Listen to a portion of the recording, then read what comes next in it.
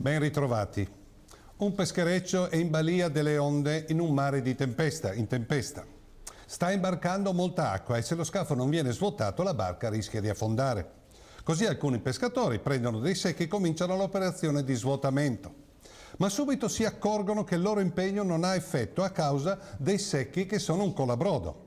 Infatti, per quanto si impegnino, a causa dei secchi bucati, i pescatori non riescono a prosciugare lo scafo e il livello dell'acqua continua a salire inesorabilmente. Fuori di metafora, il peschereccio è l'Italia, il mare in burrasca è la crisi che stiamo vivendo e che tutti noi conosciamo. L'impegno dei pescatori che cercano di liberare la barca dall'acqua sono gli italiani che pagano le tasse e i fori dei secchi che rendono vano il loro impegno è la corruzione. Il quadro è chiaro, se non blocchiamo la corruzione, il malaffare a tutti i livelli, è molto probabile che il nostro paese possa affondare. L'Italia è al 72esimo posto tra i paesi più corrotti al mondo, in compagnia e dopo molti paesi che consideriamo tuttora da terzo o da quarto mondo. Per cui i governi possono fare manovre economiche sempre più pesanti, riempendo di tasse gli italiani fino a scoppiare. Ma se non si blocca questa corruzione che tocca tutto e tutti, non ne verremo fuori. Tutti gli sforzi che ci verranno richiesti risulteranno inutili. Lo vediamo ogni giorno. Ogni giorno emergono nuovi casi di ruberie di ogni genere che stanno spolpando letteralmente il paese. In questa campagna elettorale qualche candidato vuole eliminare l'IMU sulla prima casa, promette di rimborsare quella già pagata e chi più ne ha più ne metta.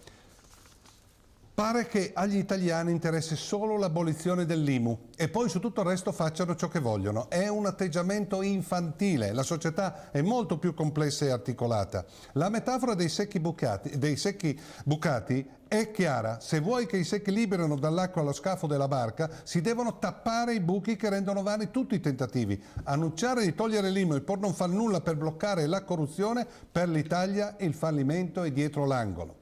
Dobbiamo renderci conto che se non riusciamo ad uscire da questa grave crisi economica che è anche etica e civile, in Italia potrebbero riemergere vecchi fantasmi del passato. Sappiamo che la disperazione è una cattiva consigliera. Se la povertà aumenta e l'Italia fa bancarotta, potrebbe succedere di tutto. E non aggiungo altro. Io credo sarebbe meglio pagare l'IMU, naturalmente più giusta, salvaguardando la prima casa per le famiglie che possiedono solo quella e che la abitano, e combattere la corruzione con leggi stringenti.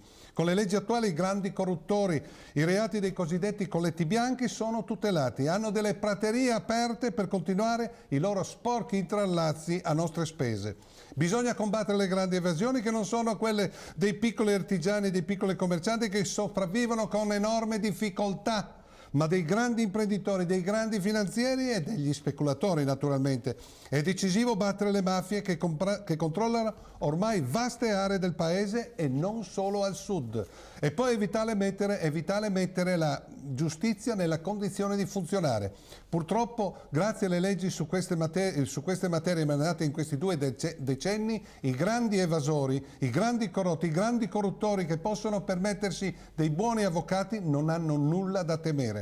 Le carceri italiane sono affollate da poveri diavoli che non hanno santi in paradiso. Molte volte la scritta dei tribunali la legge è uguale per tutti è una grande presa in giro. Deve essere sconfitto quel garantismo peloso che giustifica le peggiori nefandezze. Conosciamo la litania di questi garantisti a giorni alterni. Fino a sentenza di condanna definitiva tutti devono essere considerati innocenti come esige la Costituzione. Per questi signori Al Capone, un assassino capo di una banda di tagliagole al tempo del proibizionismo in America, è un semplice evasore fiscale, visto che è stato condannato solo per quel reato. Un tempo, me lo ricordo bene, io non sono un centenario, la società civile espelleva, metteva ai margini chi non rispettava le leggi.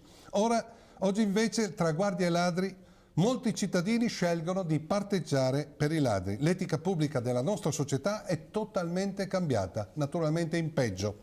Addirittura qualche politicante con una faccia di bronzo incredibile afferma che il paese sta andando in malora a causa di quella parte di magistratura che cerca di combattere il malaffare.